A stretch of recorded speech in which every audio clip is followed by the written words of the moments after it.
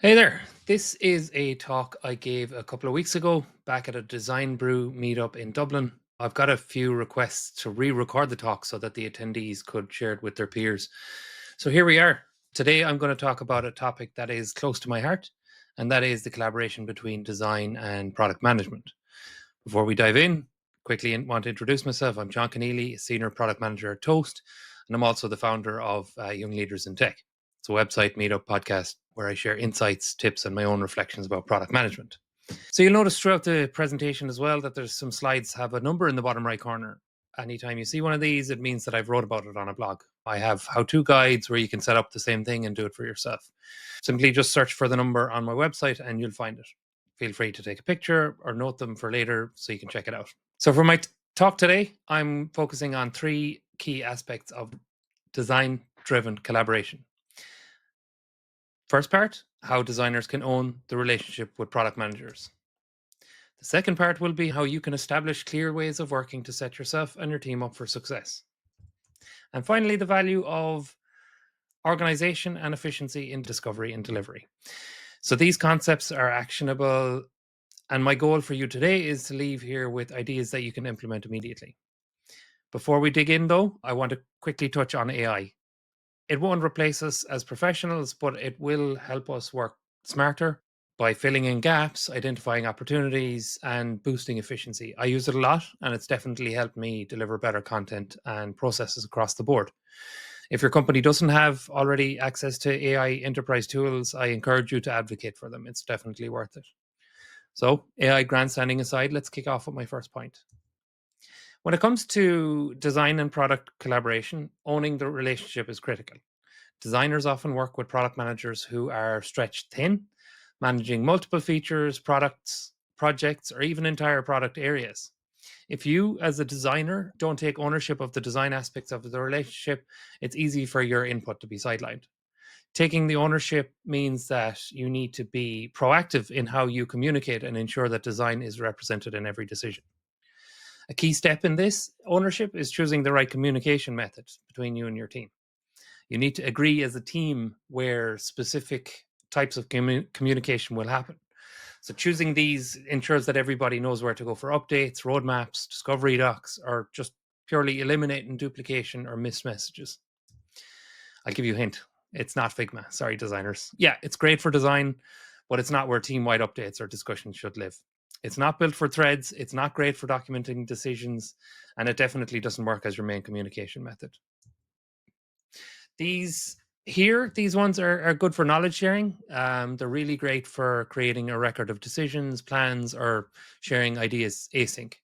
One thing to note on Google Docs, though, it's fine for quick collaboration and documents in real time, but people become too reliant on it, and the access issue drives me insane. How many times have you had to request access to a Google Doc and then have to wait days for someone to grant it? It's infuriating. Those middle tools are really good for knowledge sharing, as I said, but they're only okay for conversations. I'm sure you've encountered it. Once you resolve a comment, it's not easy to find it again. The same thing happens in all of them. Saying that now, I haven't used Notion too much. I've tried it a couple of years ago. I didn't like the UI, so I gave it up. But again, if you're trying to just look at the context of conversation, these middle tools here fall short. Tools like Slack and Microsoft Teams are my preference for handling conversations. If you need real-time updates or quick back and forth exchanges, these platforms are built for the job. Slack obviously is my preference. I have a lot of blogs about it and the automations that come with it, but I understand it's not available in some companies on the Microsoft ecosystem, so that's why I put Teams here. These are great when used properly to give your team speed in resolutions and design decisions and decision making, as well as cross-team collaboration.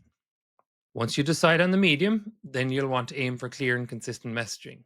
Wes Cow, who I recommend following, she is an expert in this area. She has a great website, shares a load of stuff on LinkedIn, really, really good stuff. Her advice is what I try to emulate when it comes to structured and actionable communication. For designers, the product manager is often the bottleneck for decisions. To keep things moving, you need to provide them with clean, actionable updates. This example here is a really good one. It gives lists and it gives deadlines for each items. This approach makes communication smoother and ensures everyone knows exactly what needs to happen next. It's simple, but it's effective and it's a really good way to get rid of confusion and speed up decision making. How you send your messages is also something that you need to know. Threading is the bane of my existence, but is also one of the things I encourage the most. It's really important, I think. I'm a big fan of it, and honestly, I force threading on everyone I work with wherever I can. I tell them to delete the messages, put it back into the thread. I'm not afraid to. And once you set that as the standard, people will train themselves to be more reactive. And I've seen oftentimes where they respond accidentally, delete it without my asking, and then put it back onto the thread. So it takes a bit of learning, but it's definitely worth it. Without threading, you just waste so much time. You end up scrolling back through Slack, finding patches of conversations. Maybe you find the answer, but you don't find the question, or you miss the full context altogether. People in general are bad at threading, but you can be sneaky. You can start with the header or summary for your topic, like in the image here on the right, and then put all of the content into the thread. So they've no choice but to respond in the thread. This is really, really useful for DMs. DMs, people are bad at threading in DMs. So that's where I use this quite frequently. This has two benefits: forcing threading, like I just said, but it also keeps conversations organized. But secondly, in large Slack groups, you avoid these big walls of text that, people who are not involved in that discussion don't need to see this, and it just blocks what was said previously. This way, people who are caring about the discussion and the context will click into the thread, keeping the group cleaner. Timing also matters when you're sending these lists or questions to your product manager. For example, here, don't send something at the beginning of a 4-hour slog of meetings. The product manager is either not going to read it, or they'll skim it during a meeting, paying half attention to the meeting and half attention to your requests, and then they won't fill them out, or they won't respond with quality content. Instead, you can have a look at their calendar. Most of them are visible. You can, if you're using the G Suite, you can just search for their name and see how many meetings they have. And you can find the patterns. You can find the slots of their day where they're less busy. And that's where you can schedule the Slack messages, send an email just to send right before these quiet times. When they log in to start their day, or when they're just settling in to have a bit of focus time, they'll see your response then. And they'll be like, yeah, perfect. I can respond to this now over the next couple of hours. I'm going to dig into the answers and give proper thought to my response.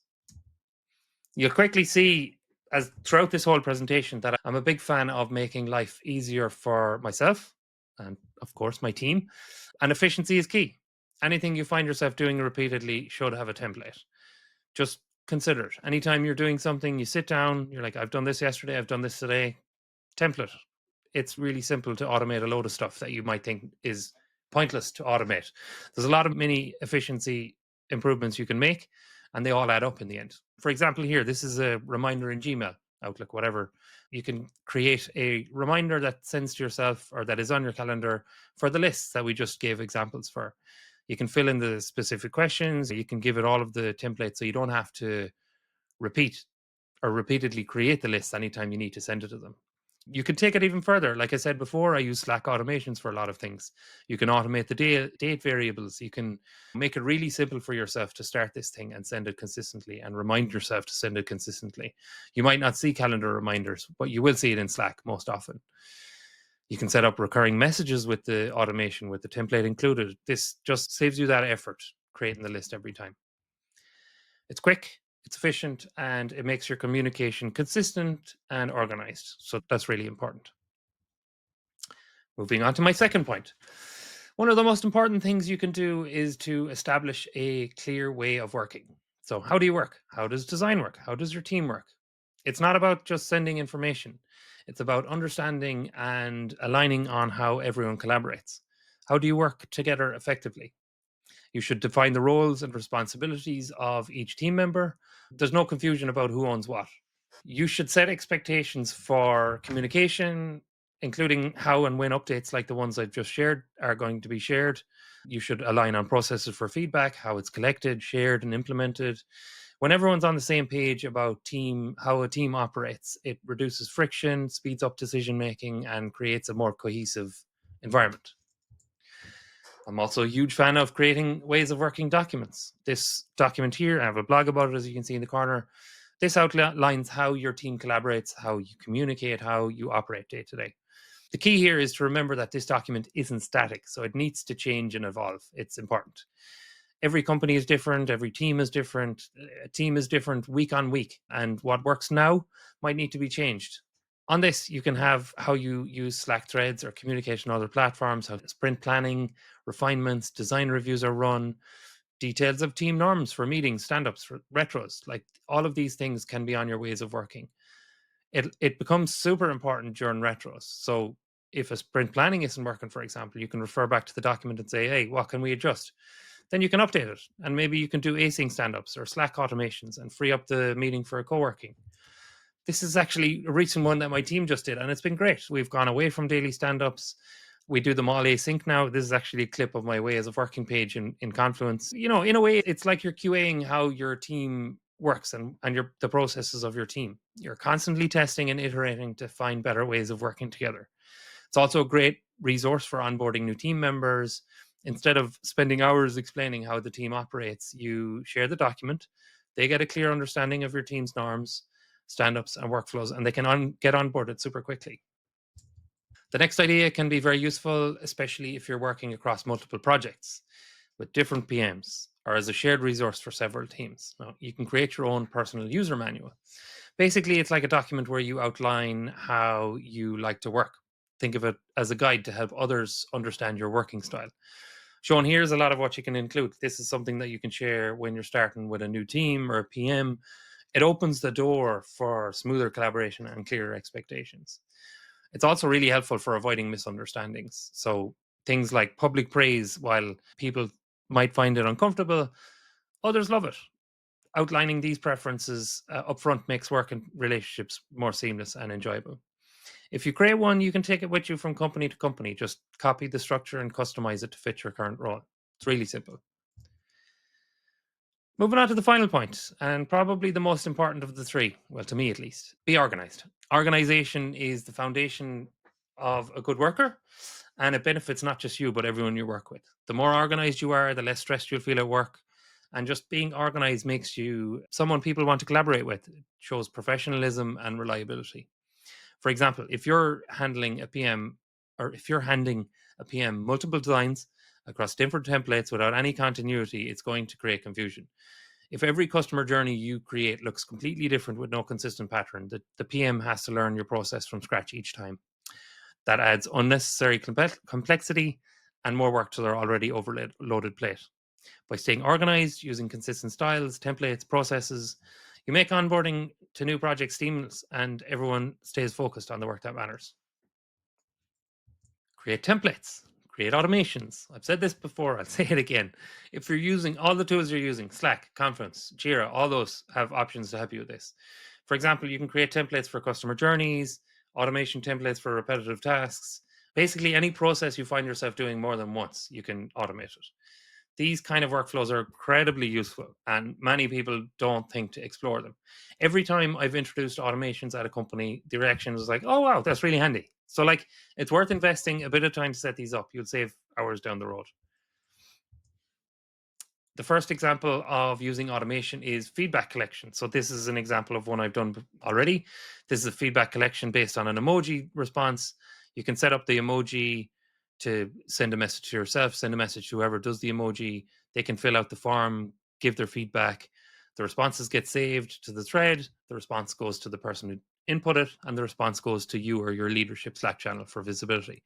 Really flexible system that ensures feedback is collected and saved in a structured, organized way, while also keeping everything tied to the original context of the thread. Back to the threading. So this is, you see, it's all connected here. The next one is a more recent one I've done, and I quite like it. So this is automating decision logs. So same theory, you using the emoji automation. This is really useful because designers and PMs make countless decisions all the time, but too often those decisions aren't tracked. So this creates huge problem down the line when you're asking yourself, why the hell did I make that decision 6 months ago? Why did we agree to that? A lot of decisions are made under pressure or begrudgingly because someone higher up or someone laterally decided that's the direction the team is going to take, or you're going to take, or the product is going to take. Capturing the context behind those decisions, including how you and your team felt at the time, can be really, really valuable. It's especially useful during postmortems when you're looking back and you're analyzing what went wrong. Why didn't we achieve our goals? Why did the thing we were building not work? It didn't have the impact you expected. Having this kind of a tracker really makes it easier to revisit those decisions in the past and with clarity. It's not just about what was decided, but also the why and the how. So this transparency can help refine your process and improve future outcomes.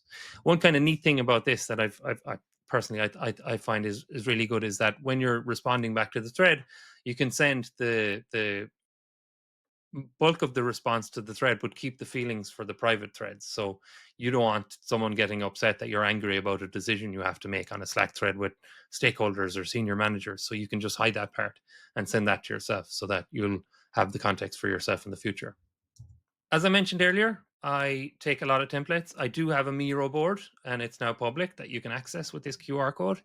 If you scan it, you'll take it directly to the Miro board where you'll have all of the different information that I've been sharing here today. I have templates for everything. It contains a lot of useful tools and resources, opportunity tree templates, customer journey maps, a lot of stuff to help you guide your work. I've included a video walkthrough on the board as well to explain everything step by step. This is my gift to you and a reminder that you don't need to create all your automations from scratch. There's a lot out there. You just need to find the ones that you like and alter them to suit your own needs. On the same Miro board, you'll find customer journey templates. These are really useful to help you maintain consistency and clarity in your customer journey mapping. They're really easy to use and they can save you a lot of time. I also have event storming templates. These are really good. It's an excellent technique for discovery. I'm new to it. I've only started using it in the last 6 months or so, but it allows you to map out really complex processes really quickly. So you can create customer journeys and identify pain points. One thing that I am using this one for more recently is for my workflow in the team.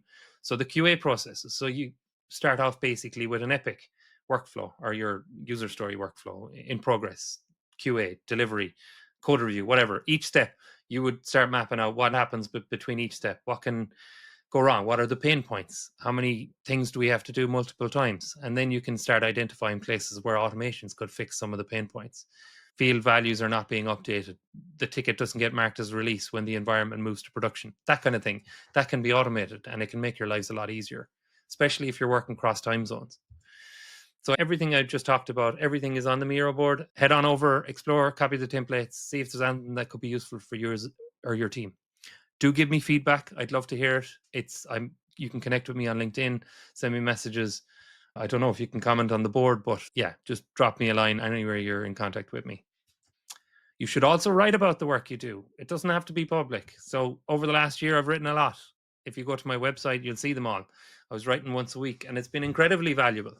People have found the information useful, but I've found it very useful for myself. It's something I'm getting great enjoyment out of. When I was made redundant back in February last year, I had a lot of material already written down in Google Docs, even though it wasn't published on my website. Because of that, I was able to hit the ground running when I joined my new company. In fact, during my interview process, I shared some of the things that I'd written as part of my portfolio. I had some epic templates, my PRD template, stuff like that, that was really useful. And that was quite impactful during the interviews. This not only helped me stand out, but it also gave the interviewers a clear picture of my processes and skills.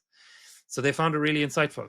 If you don't feel like typing anything just yet and the idea is too daunting or you don't know where to start, I'd still take screenshots of the flows or workflows that you're or templates that you want to document as you can write about them later. And if you don't have the screenshots, it makes recreating them way harder. You also should keep a record of all your useful processes. So, be it processes, templates, workflows, track it somewhere personal. This is super important. Why would you do this? Well, the reality we're all in, possibly in tech now, and that layoffs and redundancies are happening all the time. You don't want to lose the work you've put so much effort on. Sometimes you might only have a few hours to grab what you can. Now, I'm not saying taking proprietary company information like code, but the processes and templates that you've built, those are often things that you can take with you and use elsewhere. Don't be afraid to save them for yourself. If you do ever decide to create a Substack, personal website, or just build a portfolio, this content can be the foundation for it. They can also help you build your personal brand outside of your employer, which is incredibly valuable in the long run. And I think is something that's gaining importance as the years go on. So finally, this wouldn't be a great presentation without something a little spicy to end on. And that is, it's a fact of life. Some product managers are power hungry maniacs. Thankfully, and I hope I'm not one of those. PMs do hold a lot of authority, making key decisions for the company and the teams. This does unfortunately draw personalities who are political, quick to take credit for work they didn't do, and unfortunately quick to shift blame as well when things don't go the way they want. I've already explained some of the things in these slides that you can use to help protect yourself. If you're tracking decisions, you can shield yourself from being blamed. If you shared your personal user manual, no, they can't claim that you were unapproachable. If you're consistently the one creating and sharing templates across the company, it becomes clear who's driving the team's success. By being proactive in all these different ways that I've explained already, you not only shield yourself from the toxic behavior of this PM or person, but you can also build your reputation as a reliable, consistent contributor in the company. That's a really strong position to be in, no matter who you're working with. So I hope you've taken away from this talk is that designers should lead the collaboration. Collaboration promotes clarity, efficiency, and user-centric success. By stepping up and driving the collaborative process, you ensure that the team is aligned, organized, and focused on delivering impactful solutions for your users. Now, the question really is, how can you take the lead and do this in your role? Think about the tools, templates, and methods we've discussed today. Start small, implement a personal user manual, refine your ways of working, or introduce automations. Every step you take strengthens the collaboration processes and showcases your leadership as a designer.